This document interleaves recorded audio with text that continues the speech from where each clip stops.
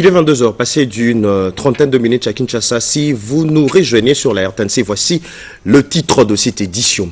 Dans quelques heures, le Léopard de la RDC face au Portugal dans le cadre de la première journée du groupe K de la 23e édition de la Coupe du Monde de football FIFA 2026. Une forte mobilisation de la communauté congolaise est annoncée. Le monde a célébré ce 16 juin la journée internationale de l'enfant africain, une commémoration qui résonne douloureusement RDC, particulièrement dans sa partie Est. La guerre continue de jeter de milliers de mineurs sur le route et dans la précarité absolue. Notre rédaction s'est penchée sur le destin brisé de ces enfants de la rue. Changement de la Constitution. Les personnes vivant avec handicap emboîtent aussi le pas. Démonstration de force politique le week-end dernier à Kinshasa. Une foule nombreuse a répondu à l'appel de Masséna Moba à l'occasion d'un grand meeting populaire.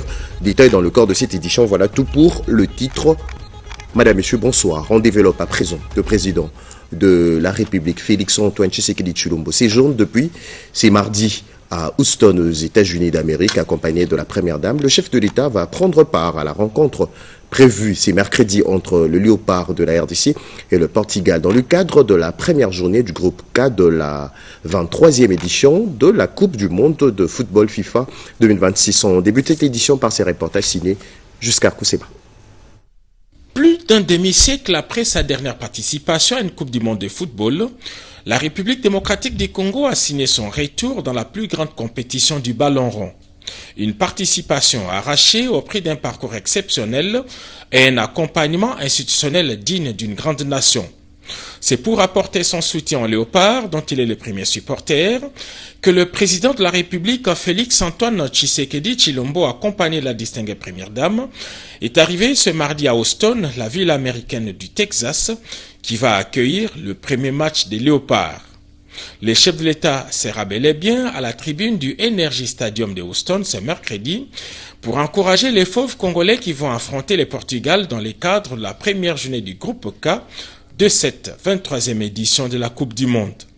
Par sa présence au stade, le chef de l'État veut exprimer toute sa proximité avec l'équipe nationale et encourager une jeunesse stoïque et résiliente déterminée à faire mieux que leurs aïeux de 1974. Plus qu'une simple participation sportive, ce match de football est une vitrine internationale pour la République démocratique du Congo qui marque ainsi son retour sur la scène internationale. Elle arrive au moment où la RDC participe au Conseil de sécurité des Nations Unies comme membre non permanent et à quelques semaines de la présidence de cette institution par le président de la République, Félix-Antoine Tshisekedi Tshilombo. Je le disais à l'introduction, une forte mobilisation de la communauté congolaise est annoncée dans une ambiance festive et patriotique. La diaspora s'y mobilise pour faire résonner le couleur congolaise dans les tribunes. Monique Mavungu. À l'occasion du match de la Coupe du Monde qui se joue aux États-Unis, au Canada et au Mexique, plusieurs membres de la diaspora congolaise se sont improvisés animateurs et sportifs afin d'encourager l'équipe nationale de la République démocratique du Congo. Cette mobilisation inhabituelle s'explique notamment par l'absence de nombreux animateurs et fanatiques qui devraient venir de la RDC. Ces derniers se sont vus interdire l'accès aux États-Unis pour assister à cette rencontre historique suite à la maladie à virus Ebola. Face à cette contrainte, les Congolais vivant aux États-Unis ont décidé de prendre les relais. Tambours, chants, drapeaux et animations vont ainsi rythmer les tribunes pour offrir aux Léopards un soutien à la hauteur de l'événement. Ces Congolais vivant aux États-Unis appellent leurs compatriotes des autres pays de leur emboîter les pas. Malgré la distance qui les sépare de leur pays d'origine, les membres de la diaspora veulent démontrer leur attachement indéfectible à la sélection nationale en transformant les stades en un véritable espace de fibres patriotiques.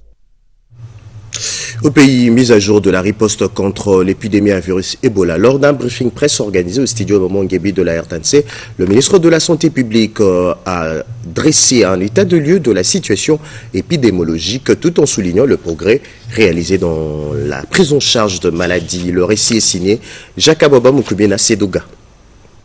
La République démocratique du Congo enregistre des avancées encourageantes dans la lutte contre la maladie à virus Ebola. Le ministre de la Santé publique, Hygiène et Prévoyance sociale, Dr Roger Samuel Kamba Moulamba, a annoncé le lundi que le pays compte désormais plus de 50 personnes guéries de cette épidémie qui sévit dans l'est de la RDC depuis un mois. Cette annonce a été faite lors d'un briefing presse co-animé avec le ministre de la Communication et Médias, porte-parole du gouvernement, Patrick Mouyaya Katembwe, autour du thème « Mise à jour de la riposte contre la maladie à virus Ebola ».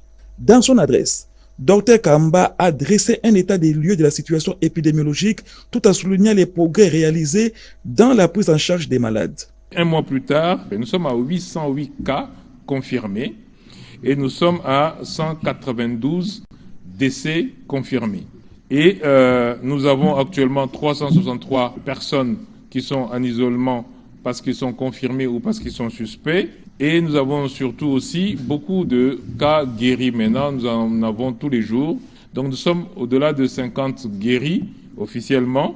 L'appel solennel que je fais ce soir, c'est vraiment d'abord aux communautés en général, mais surtout aux leaders communautaires, pour dire engagez-vous pour expliquer à vos communautés que premièrement, ce n'est pas une maladie inventée, deuxièmement, ce n'est pas une maladie mystique, mais surtout troisièmement, plus vous allez vous annoncer tôt, plus vous avez les chances de guérir. Dans la partie questions-réponses, le ministre de la Communication et Médias, Patrick Mouyaya, est revenu sur la récente manifestation de l'opposition. Lorsque responsable politique, vous convenez avec les autorités urbaines du lieu et de comment la manifestation peut se dérouler, je pense qu'il faut s'en tenir à ce qui est prévu. La question, c'est que s'il y a eu des morts, qui nous donnent les noms, les identités, les adresses, quelle morgue, et nous, gouvernement, on va assumer notre part. Dans les différents rapports qu'on a reçus, il y a eu 6 ou 7 blessés, il y avait un blessé grave, mais qui a été pris en charge. Mais pour le reste, j'espère que les uns et les autres, après avoir reçu les courriers du ministre et d'État, ministre de la Justice, contribueront en donnant les noms de leurs militants parce qu'ils ont été soit morts, soit blessés, et comme ça, on pourra organiser une bonne prise en charge parce que les responsabilités doivent être établies. Le porte-parole du gouvernement a conclu cet exercice de redevabilité en appelant les Congolais de partout à soutenir les Léopards qui livrent leur tout premier match de la Coupe du Monde 2026, ce mercredi 17 juin face au Portugal. Parlons toujours santé. Une mission gouvernementale est attendue dans la province de l'Ituri pour évaluer la prise en charge de personnel de santé. Annonce faite ce mardi à l'issue de la réunion avec les élus de cette province de la RDC. Robert Ndaye et Turbo Chimanga. Un mois après la déclaration officielle de la 17e épidémie de la maladie à virus Ebola, le gouvernement de la République, à travers le ministre de la Santé publique, Hygiène et Prévoyance sociale, Dr Samuel Roger Kamba, a dressé un bilan actualisé de la situation épidémiologique, tout en appelant à une mobilisation générale pour freiner la propagation du virus Ebola. À ce jour, 808 cas attestés d'Ebola, 192 décès cumulés, plus de 50 patients guéris et 363 personnes placées en isolement. Ces informations ont été portées à l'intention du caucus des parlementaires de l'Ituri, députés et sénateurs, ce mardi 16 juin 2026, au cabinet du ministre de la Santé publique, Hygiène et Prévoyance sociale, Dr Samuel Roger Kamba. À ses côtés, son collègue de la communication, Patrick Mouyaya. Les élus de l'Ituri ont relayé les préoccupations exprimées par les populations locales concernant la prise en charge médicale et alimentaire des personnes infectées, mais aussi les conditions de travail et l'accompagnement du personnel soignant mobilisé en première ligne de la lutte contre la maladie à virus Ebola. Nous avons également relevé la question de la prise en charge des personnels soignants, c'est-à-dire les médecins et les infirmiers qui sont en première ligne, en train, n'est-ce pas, de se battre midi, matin, soir pour essayer, n'est-ce pas, de prendre nos frères et sœurs qui ont été atteints par cette épidémie et de les faire revenir à bonne santé. Très attentif, le ministre de la Santé publique, Dr Samuel Roger Kamba, a annoncé une mission imminente à Bunia pour évaluer un mois après l'évolution de la situation sanitaire et s'assurer du bon déroulement des interventions sur place. Le gouvernement de la République réaffirme sa détermination à vaincre cette 17e épidémie et à rétablir une situation sanitaire normale dans les provinces touchées. Et pour clore ces chapitres à Massina dans le district de la Tchangou, la lutte contre Ebola se mène désormais sur le terrain de la sensibilisation. Un combat où l'information, la vigilance et l'implication de tous demeurent les meilleures armes contre cette 17e épidémie. La dynamique, Bernard Mohindo a procédé le week-end dernier dans la commune de Massina au lancement officiel d'une campagne de sensibilisation. Marie-Chimène Kamoka. Face à la résurgence de la maladie à virus Ebola dans l'est de la RDC, précisément dans la province de l'Ituri, la prévention demeure l'un des moyens les plus efficaces pour freiner sa propagation. Une campagne de sensibilisation de la population contre l'épidémie à virus Ebola vient d'être lancée à Massina, dans le district de la Tchangou, par la structure DBM. Une initiative visant à informer la population sur les mesures préventives et renforcer la vigilance communautaire. À travers cette campagne de proximité, la DBM entend sensibiliser les habitants au respect des règles d'hygiène, au signalement rapide des cas suspects ainsi qu'à l'adoption des comportements responsables. Cette démarche se justifie d'autant plus que les communes du district de la Tchangou, caractérisées par une forte densité démographique, la promiscuité et des conditions sociales précaires, demeurent exposées au risque de propagation de la maladie en raison des mouvements fréquents des populations entre la capitale congolaise et les provinces affectées. Cette campagne intervient dans le prolongement de la mission gouvernementale effectuée récemment en Ituri par le ministre de la Santé publique Samuel Roger Kamba, le ministre des Médias Patrick Mouyaya, ainsi que le directeur général de l'OMS, Dr Tedros Adhanom. Déjà à Tchangou, des équipes des volontaires de la dynamique Bernard Mohindo parcourent quartiers, marchés, écoles, églises et autres lieux de rassemblement afin de diffuser les messages de prévention et distribuer des kits composés de fontaines de lavage des mains, des savons et des désinfectants dans le but de promouvoir les bons réflexes face à la maladie. Allez, on change carrément de registre. L'Assemblée nationale de la RDC a clôturé sa session ordinaire de mars 2026. Dans son discours de clôture, le président de la Chambre basse du Parlement congolais a réaffirmé la détermination de son pays à défendre son intégrité territoriale face à l'agression rwandaise dans la partie est du pays. Anim Balaka et Tété Bongunja. Après 3 mois d'activité parlementaire, l'Assemblée nationale a clôturé le lundi 15 juin 2026 sa session ordinaire de mars. À cette occasion, le président de la Chambre basse, Aimé Bojé Sangara, a dressé le bilan d'un parlement actif sur le plan législatif, du contrôle de l'action gouvernementale et de la diplomatie parlementaire. Dans son discours de clôture, le speaker de l'Assemblée nationale a également placé la situation sécuritaire dans l'est du pays au centre de son intervention.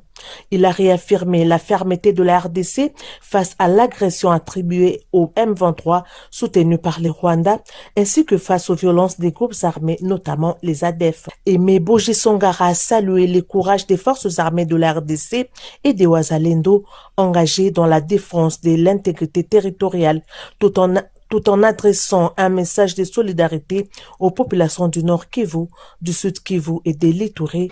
La situation sécuritaire dans l'est de notre pays demeure la préoccupation principale de la représentation nationale. Alors que nous clôturons ces travaux, nos pensées se tournent immédiatement vers l'est de notre pays. L'agression rwandaise avec son groupe terroriste de l'AFCM 23, les massacres odieux commis par les terroristes de l'ADF continuent de faire couler beaucoup de sang de nos compatriotes. Le président de l'Assemblée nationale a appelé à la cessation des violences, dénonçant la déstabilisation du pays et le pillage de ses sources naturelles. Il a rappelé que l'unité et la souveraineté de la RDC demeurent non négociables. Cette clôture intervient après une session marquée notamment par l'adoption de plusieurs textes législatifs, les contrôles parlementaires et la promotion du leadership féminin avec la sortie officielle du réseau des femmes parlementaires.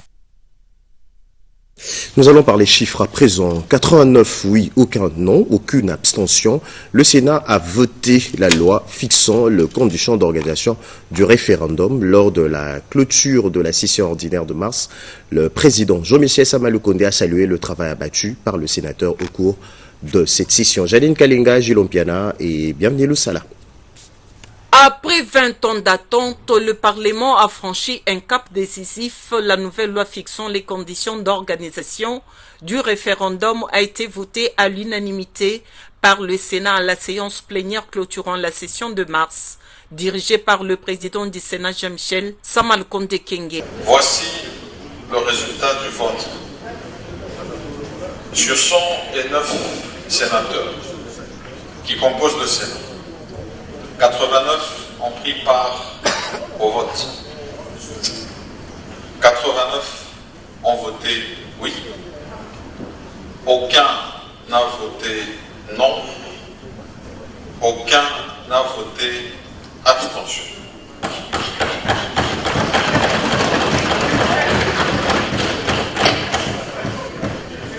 Et donc, en conséquence, et à l'unanimité, le Sénat vote la proposition de loi fixant les conditions d'organisation du référendum en République démocratique. Avec un bilan des 17 lois votées dans son discours de clôture, Samalkonde a salué l'assiduité des sénateurs et le travail des commissions abattues au cours de cette session de mars. Sur les contenus locaux et la sous-traitance défendue par le ministre Justin Kalumba Mwanangongo, le Sénat a interpellé le gouvernement pour qu'il transforme ces lois en emplois réels pour les jeunes. Le speaker du Sénat, Jean-Michel Samalkonde, a appelé les sénateurs à rester en alerte républicaine. Une session extraordinaire pourra être convoquée avant septembre pour vider les dossiers restants. Toujours au Sénat, le ministre délégué à la Défense nationale, Eliezer Tambwe-Mamba, a été auditionné par la Commission Défense, Sécurité et Frontières sur la prise en charge des anciens combattants et l'évolution de la situation sécuritaire dans l'espace Grand Bandundu. Serge Merlin-Mata.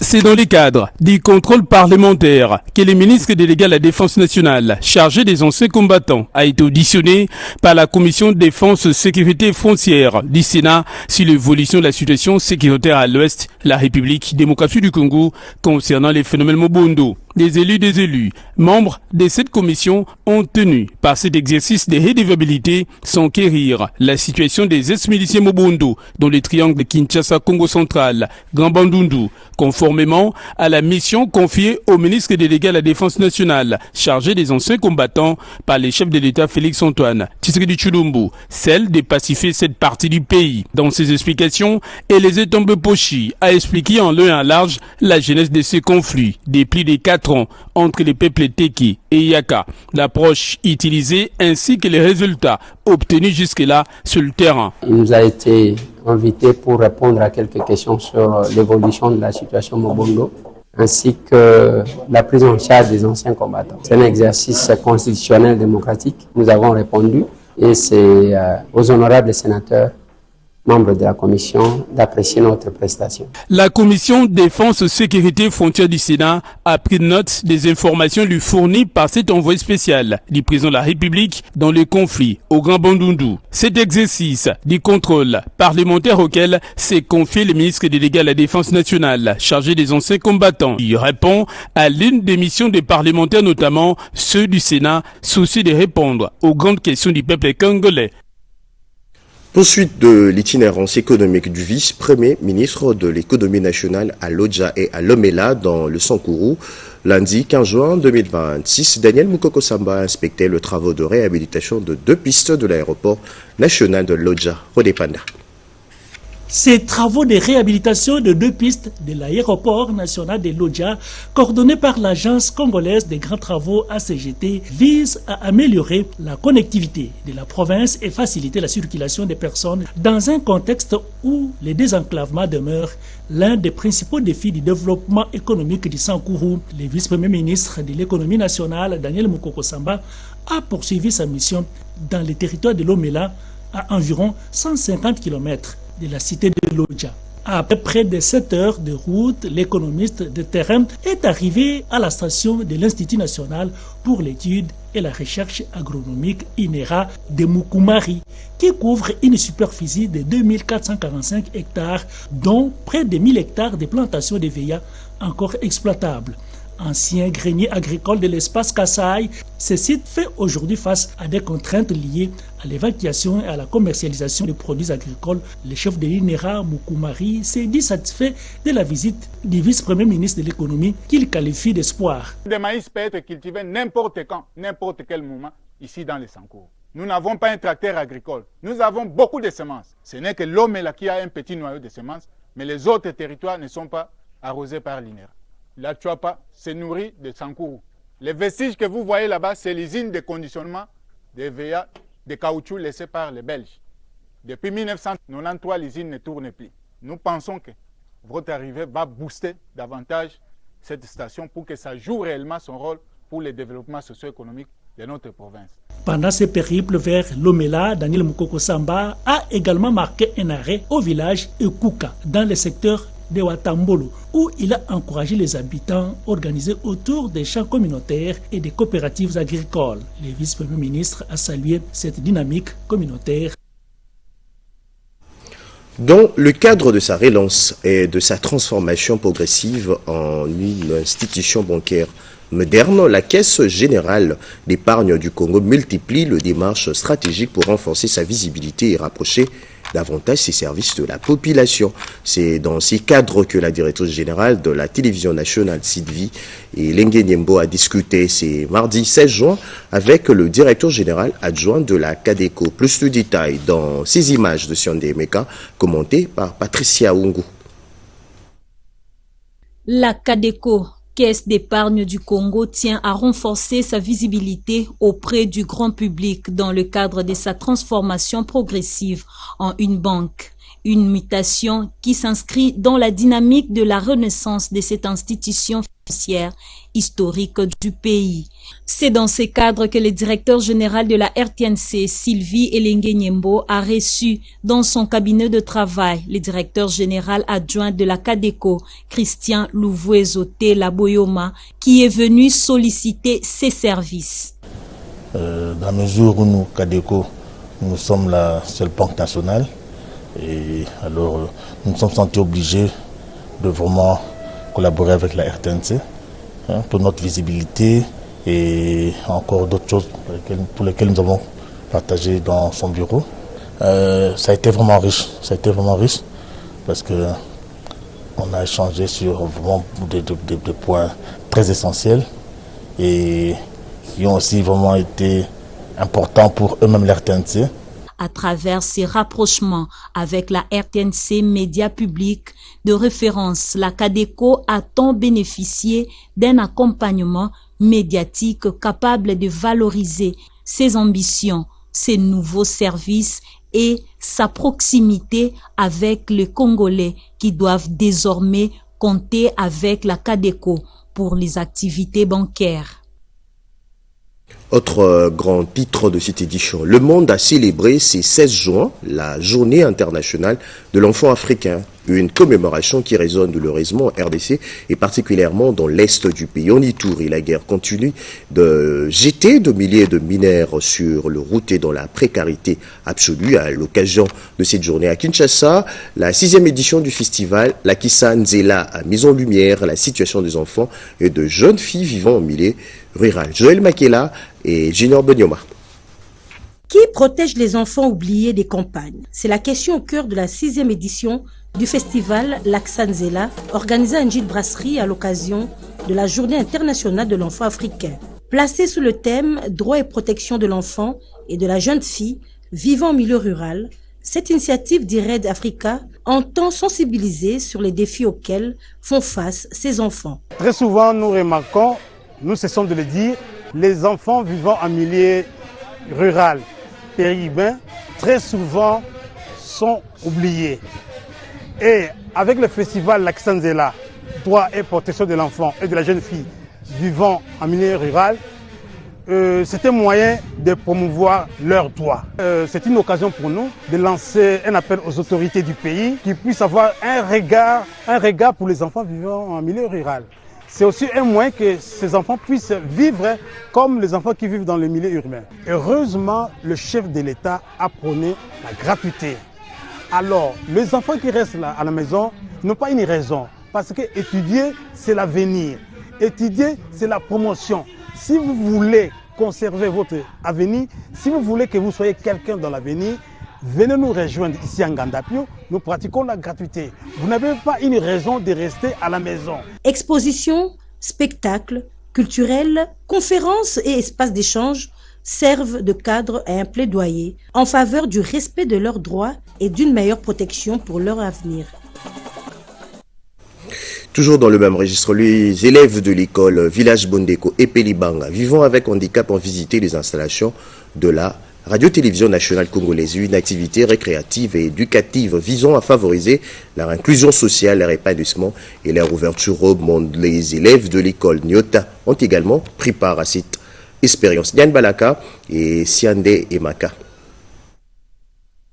La journée de l'enfant africain est célébrée chaque 16 juin depuis 1991 à l'initiative de l'Organisation de l'Unité africaine en mémoire des centaines d'enfants tués lors de la répression sanglante de la marche de Soweto en Afrique du Sud le 16 juin 1976. Pour l'édition 2026, le thème met en lumière l'importance de l'accès à l'eau potable, à l'assainissement et à l'hygiène comme droits fondamentaux pour tous les enfants, conformément à la charte africaine des droits et du bien-être de l'enfant. À cette occasion, les enfants présentant des handicaps mentaux modérés et sévères, des troubles de l'autisme, la trisomie 21, ainsi que des infirmités motrices cérébrales de l'école Village Bondeko et Pelibanga ont effectué une visite des installations de la RTNC.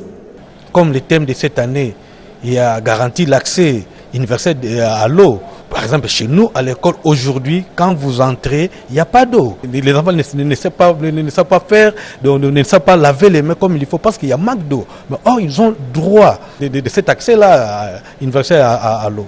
L'orthopédagogue du village Bondeko a également expliqué combien cette sortie a contribué à l'épanouissement et à l'inclusion sociale de ces enfants en situation d'handicap. Oui, ça contribue beaucoup à leur épanouissement parce qu'on ne peut pas les garder en un seul endroit durant toute une année, mais il faut de temps en temps les faire sortir, les faire déplacer, les faire découvrir certains milieux. De son côté, l'ambassadrice humanitaire de la paix en RDC a salué cette initiative, estimant que ce type d'activité récréative favorise le bien-être et le développement personnel des enfants. Aujourd'hui, c'est la journée mondiale des enfants africains. C'est pour ça qu'on a choisi qu'ils viennent visiter la RTNC. Après cette visite, les élèves de l'école Nyota ont également découvert les installations de la RTNC dans le cadre de la célébration de la journée de l'enfant africain. Mettre fin au conflit coutumier à Kinshasa, la commission ad hoc instituée par le vice-premier ministre de l'Intérieur a échangé avec les autorités traditionnelles de la capitale Fifi Mukundi et Joséphine Liondo. Ce parti avec des travaux consultatifs des règlements des conflits coutumiers dans les communes urbano-rurales de Kinshasa, à savoir Maluku, Nsele, Mongafula et Ngaliema. Dans cette démarche, la commission ad hoc examinera les conflits coutumiers les plus saillants dans ces différentes entités. Cette séance inaugurale a réuni les chefs traditionnels de 22 groupements de la capitale ainsi que ceux de leur village. Nous sommes des coutumiers soumis à la spiritualité. Le président de la commission ne peut pas seulement regarder les aspects administratifs ou politiques classiques. Il devrait tenir aussi compte de la spiritualité traditionnelle. Sur les plans spirituels. Cette énième commission mettra en avant-plan les lois de la République tout en respectant les us et coutumes du peuple Teke Umu. Contrairement aux commissions antérieures qui demandaient $300 de caution, cette commission a supprimé la caution. Lorsque l'un des protagonistes gagne le procès, le parti sera installé au cabinet du vice-premier ministre et puis le VPM va prendre un arrêté en sa faveur et c'est gratuitement. Pour les chefs de groupement. Et en ce qui concerne les chefs de village, l'autorité va ordonner au bourgmestre de délivrer l'attestation de confirmation coutumière. En définitive, ces assises balisent les chemins pour l'installation des structures habilitées à trancher les différends liés aux problèmes coutumiers et communautaires. Rendons-nous en province, dans le Haut-Ouélé. La ministre d'État en charge des affaires sociales a visité le famille de militaires engagés au front à Ouacha en vue de le réconforter. Regan Chinando et Junior lui sont nos envoyés spéciaux. En mission humanitaire dans les Haut-Ouélé, F. Bazaïba Massoudi, ministre d'État en charge des affaires sociales, action humanitaire et solidarité nationale, a réconforté les épouses et veuves de militaires engagés au front contre les ADF à Ouatta et Mumbere. Fille des militaires, elle a salué le courage des FRDC et réaffirmé l'engagement du gouvernement congolais à soutenir les familles des hommes en uniforme.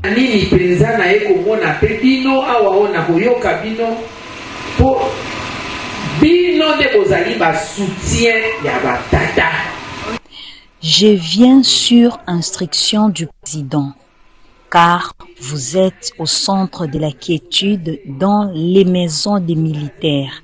Voilà pourquoi le chef de l'État veillait au bien-être de vos maris. Azwaki mokani ya kobakisa mbano tomwa lifuta ya mapinga. Réunis au camp militaire Mambaya d'Issiro, les bénéficiaires ont présenté les doléances à la ministre pour transmission au président de la République.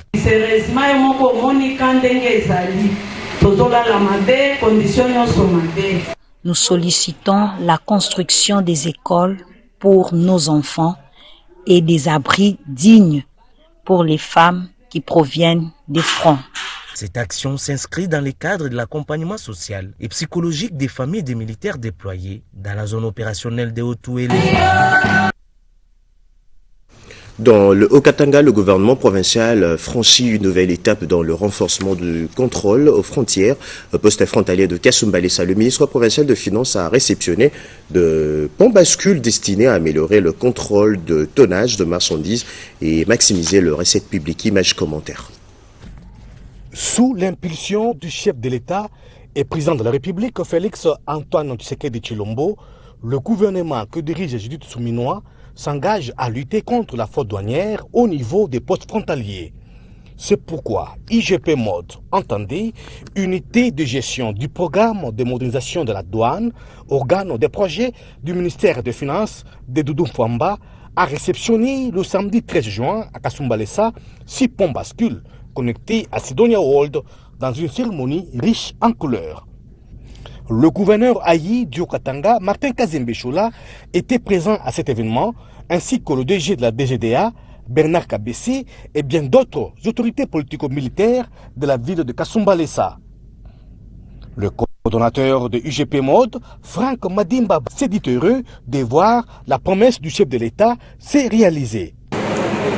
L'installation de ces ponts bascules, qui s'inscrit dans le cadre du programme de modernisation de la douane, traduit la ferme volonté du gouvernement de la République sous le haut patronage de son Excellence Monsieur le Président de la République, Félix Antoine Tshisekedi Tshilombo, chef de l'État, à qui je rends mes hommages les plus déférents. Avec la modernisation de la douane, la lutte contre la fraude douanière et la sous-évaluation de la marchandise va appartenir désormais au passé. Et les agents et cadres de UGP Mode sont prêts à rendre positivement service à la nation congolaise en combattant les antivaleurs douanières. Tout à fait autre chose. Les agents et cadres du Conseil permanent de la comptabilité au Congo plaident pour un dialogue social avec les autorités compétentes concernées en vue d'empêcher la grève annoncée. Rodépanda. Les démarches ont commencé depuis 2022, quand l'administration du Conseil permanent de la comptabilité au Congo, CPCC, a adhéré officiellement au processus de la réforme structurelle de la fonction publique. Mais jusqu'à ce jour, ces démarches de revendications pour régularisation du dossier n'ont pas toujours abouti. Voilà qui provoque le mécontentement des agents et cadres du CPCC. Malgré l'obtention de numéros matricules et la carte bleue, ils continuent de réclamer le cadre organique qui est essentiel et exigé par les vice-premiers ministres, ministres de la fonction publique, avant toute mécanisation. au cours de l'Assemblée générale convoquée le vendredi 12 juin dernier, où l'intersyndicale a expliqué les démarches déjà entreprises au niveau du gouvernement de la République n'ont pas donné gain de cause. Représentés par les organisations syndicales Fossifine, OTUC et SIRAP, au regard de ces avancées significatives, l'intersyndicale constate une profonde préoccupation que les processus demeurent bloqués. Désespéré et face à cette situation devenue préoccupante, l'intersyndicale du CPCC lance un appel au dialogue et attend être reçu par les autorités compétentes concernées, faute de mieux. Les agents et cadres du CPCC menacent d'aller en grève. L'ultimatum est lancé. Dans le Bazouélé, la Fondation Carole Aguito Amela a procédé à la remise officielle de chèques destinés au paiement de frais de participation à l'examen d'État au profit de finalistes. C'est sur l'esplanade de l'EDAP ISP Bouta que la cérémonie se déroule. Des chèques destinés au paiement des frais de participation aux épreuves ordinaires de l'examen d'État édition 2025-2026 ont officiellement été remis par la Fondation Carole Aguito aux autorités provinciales en faveur des 4769 finalistes de la province du Bazouélé, dont 4597 élèves des humanités et 172 finalistes des items IM. Le vice-gouverneur du Bazouélé, Simon Gassawa Yangoulume, a salué cette initiative de l'honorable sénatrice Carole Aguito Amela, la qualifiant d'acte de haute portée sociale en faveur de l'éducation. Le coordonnateur national de la Fondation Carole Aguito Amela, Jonathan Assia Aguito, a rappelé que cet accompagnement en faveur de l'éducation est devenu une tradition dans la province. L'honorable sénatrice Carole Aguito Amela prend entièrement en charge les frais de participation aux examens d'État de nos finalistes. Rejoint parfaitement la vision de son Excellence, Monsieur Félix Antoine Tshisekedi Tshilombo, président de la République, chef de l'État, qui a fait de la gratuité de l'enseignement l'un des piliers de son action gouvernementale. Les parents présents à cette cérémonie ont à leur tour exprimé leur gratitude à l'endroit de la sénatrice pour ce geste de générosité renouvelée. Je n'ai jamais vu dans ma vie, dans les 60 provinces d'éducation de la RDC, aucun politique ne peut faire cet acte de générosité, de prendre pour autant de fois la maman allège les examens d'État session ordinaire. Et on dit des prières pour que Dieu continue à la bénir dans ses œuvres. Le week-end dernier à Kinshasa, une foule a répondu à l'appel de Dexy Masséna Moba à l'occasion d'un grand meeting populaire marquant la sortie officielle de sa formation politique. Une marée humaine à perte de vue. Hommes, femmes et jeunes ont pris d'assaut le terrain Bouddha dans la commune de Njili pour participer au meeting du lancement officiel de Dynamique Congo en avant. Brandissant drapeau de la République, calico, banderole et autres insignes aux couleurs du parti, les militants et sympathisants ont transformé le site à une véritable démonstration de mobilisation populaire. Au milieu des chants, des slogans et des ovations, dans son intervention, Dexy Masséna Moba, il a développé sa vision politique pour la République démocratique du Congo en mettant un accent particulier sur la question de la réforme constitutionnelle. Selon lui, la constitution actuelle en vigueur, adoptée en 2006, ne répond plus suffisamment aux réalités et aux aspirations actuelles de la population congolaise. Face à ses partisans, ces leaders de Dynamique Congo en avant a plaidé pour l'ouverture d'un débat national sur la nécessité d'adapter les contextes fondamentaux aux nouveaux défis du pays. À chaque prise de parole, la foule a manifesté son adhésion par des applaudissements nourris et des cris d'encouragement, témoignant l'engouement suscité pour ces rassemblements. Lors de l'inauguration d'un atelier industriel à l'ISAM, de bourses d'études ont été octroyées aux étudiants. Béatrice Chaco. Le rêve d'hier, réalité d'aujourd'hui. Grâce à la vision managériale de son comité de gestion, l'Institut supérieur des arts et métiers ISAM Kinshasa a eu l'honneur d'aligner 300 lauréats méritants parmi ses étudiants à recevoir les bourses d'études de la Fondation Lona. Ambitieuse de la perfection, la révérende sœur Florence Mbiamwadi, DG de l'ISAM Kinshasa, représentée à cette cérémonie par le secrétaire général académique, tient au rayonnement de cet établissement public universitaire dans l'excellence et le mérite. Nous exprimons notre profonde et sincère gratitude à la très distinguée Première Dame pour l'octroi de ces bourses d'études à nos apprenants. Nous prenons le ferme engagement d'accompagner et d'encadrer rigoureusement ces boursiers afin que la très distinguée Première Dame ainsi que l'ensemble de sa fondation soient pleinement fiers des résultats de nos apprenants. Et cette bourse permet à cette personne-là d'arriver à un niveau où peut-être qu'il n'imaginait pas. Et il y a d'autres qui ont des situations familiales difficiles. Et cette bourse aide vraiment ces personnes-là à aller de l'avant. Par rapport à la Première Dame, je ne peux que la remercier infiniment. À la direction générale de l'ISAM, je dirais un grand merci également, parce que c'est grâce à eux qu'on a quand même pu obtenir cette bourse. À travers cette alliance, Fondation Lona et ISAM Kinshasa, le bénéfice est à la qualité de l'enseignement pour l'excellence et préparer une nouvelle génération des élites et leaders compétents. Dans la suite de l'actualité, le Forum international de la jeunesse africaine pour le développement de l'Afrique a organisé la première édition d'une stimulation de sommet de chefs d'État et de gouvernement, une initiative placée sous l'insigne de l'éducation du civisme et du développement durable. Shiman Dondo. Kinshasa a accueilli le 13 juin 2026 la première simulation des sommets de chefs d'État et de gouvernement organisée par le Forum international de la jeunesse africaine pour le développement de l'Afrique, FIJADA. Placée sous les thèmes « Renforcer l'éducation et le civisme en Afrique », cette rencontre s'inscrit dans la vision de l'agenda 2063 de l'Union africaine. Initiée par le jeune leader congolais Lumea Masuta Jonathan, l'activité a réuni plusieurs personnalités académiques et institutionnelles, tout en étant suivie en ligne par les dirigeants et acteurs du continent.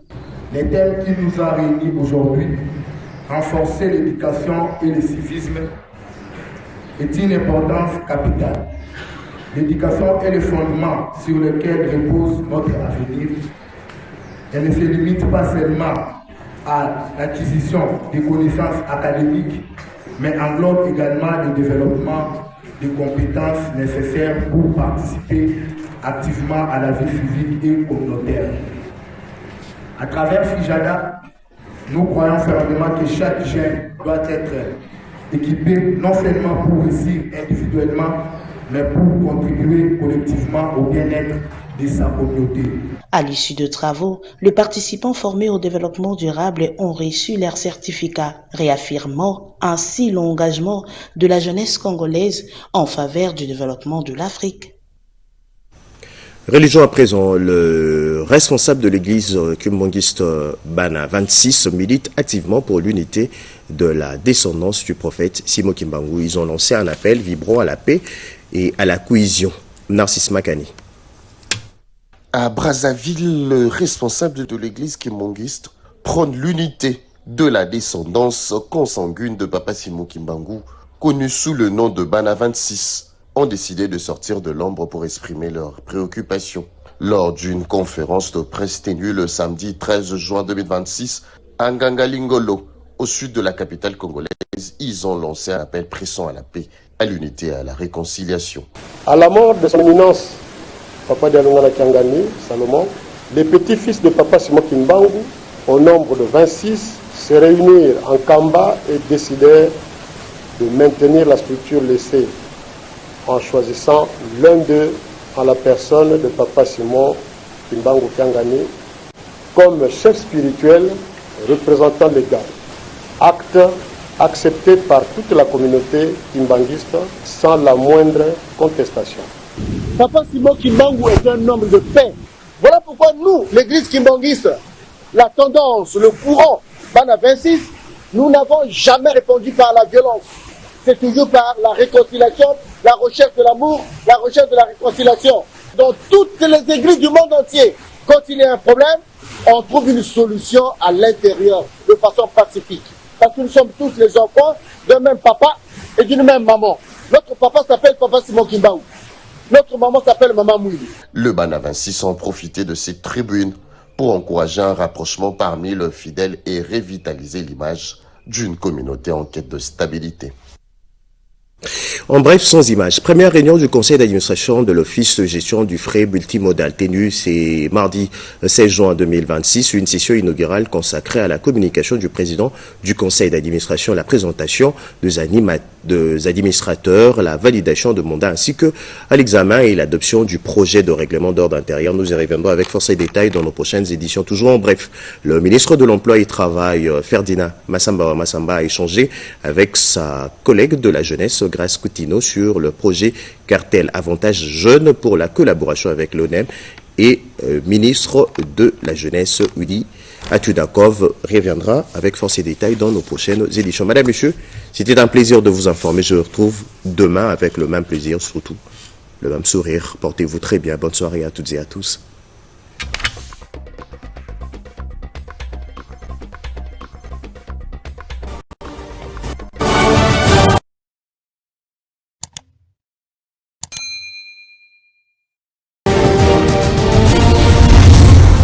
Congo Avenir, Mokaya Bako.